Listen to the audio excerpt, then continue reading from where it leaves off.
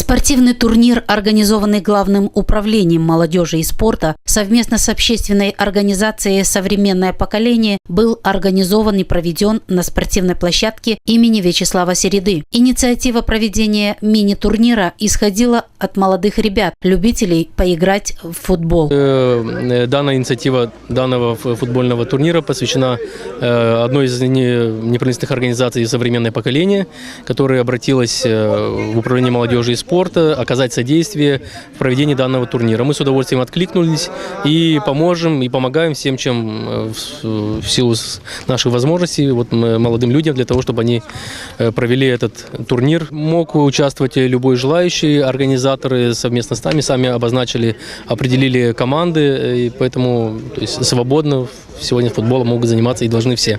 Целью проведения футбольного городского турнира стало создание из лучших футболистов хорошей команды, которая достойно представила бы камрадский футбол в подобного рода соревнованиях на республиканском уровне.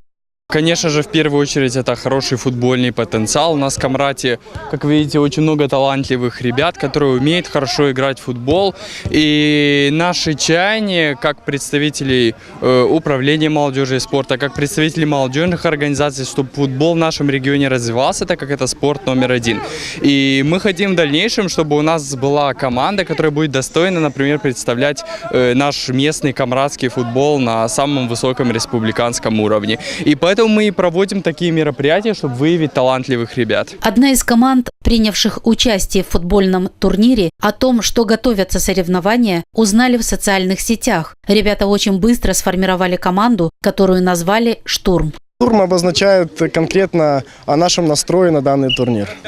Что мы собираемся штурмовать, соответственно, и выигрывать. Команда формировалась очень легко, мы давно друг друга знаем, все любители футбола. Увидели объявление в Фейсбуке и решили организовать команду и сыграть в данном турнире. С разных районов, и с центра, и с района Туканяски, район второй школы, ДСУ.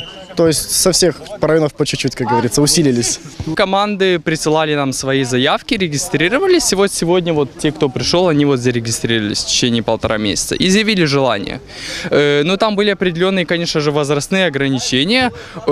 Команды отбирались по возрасту от 16 до 25 лет, все желающие. По итогам состоявшегося турнира первое место завоевала команда «Штурм». Второе место досталось игрокам Зимбабве, а команда «Молодые победители» завоевали 3-е место.